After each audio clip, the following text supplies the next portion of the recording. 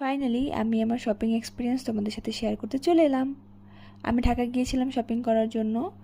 তো দিনটা আমার জন্য কেমন ছিল, কোথা থেকে কী শপিং করেছি সবই থাকবে এই ভিডিওতে। আশা করি ভিডিওটা শেষ পর্যন্ত দেখবে। তো বাসা থেকে পরিপাটি হয়ে বেরিয়েছিলাম আমি আমার হাজব্যান্ডের সাথে। প্রথমে বসুন্ধরা সিটি কমপ্লেক্সে যাই, সেখানে গিয়ে আড়ংয়ের আউটলেটটাতে ঢুকি। আর আড়ং মানেই তো জানো যে একবার ঢুকলে আর বের হতে ইচ্ছা করে না। ওদের এত এত কালেকশন যে দেখে শেষ করা যায় না, আর যা দেখি তাই ভালো লাগে। ভাই, এটা কেমন ধরনের কথা? শাড়ির প্রতি আমার আলাদা এক ভালোবাসা তো আছেই।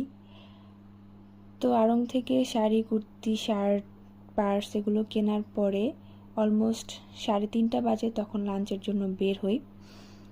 স্টারে গিয়েছিলাম ওদের বিরিয়ানিটা খাওয়ার জন্য।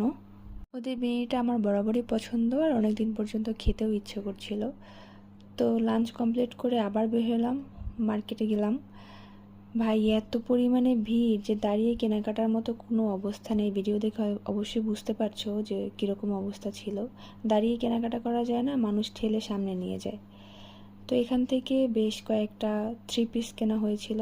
শুধু আমার চেহারাটা দেখো, এত পরিমাণ টায়ার্ড হয়ে গেছিলাম আমরা দুজন যে আর হাঁটার মতো আমাদের অবস্থাই ছিল না।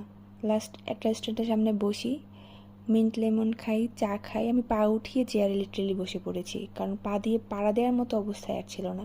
কিছুটা এনার্জি বুস্ট করে বেরিয়ে পড়ি ভাই, বর এদের শপিং করার জন্য। আমার বর আমার পছন্দ ছাড়া যেমন পড়তে পারে না, আমি ওর পছন্দ ছাড়া পড়তে পারি না। দুজনকে লাগে শপিং করার সময়। ভাই, আমি, বর 3 জন ফাইনালি শপিং শেষ করলাম। সবারটা বেশ ভালো লাগছিল, কারণ কষ্ট হলেও পুজোর শপিং বলে কথা, আনন্দ করে করেছি।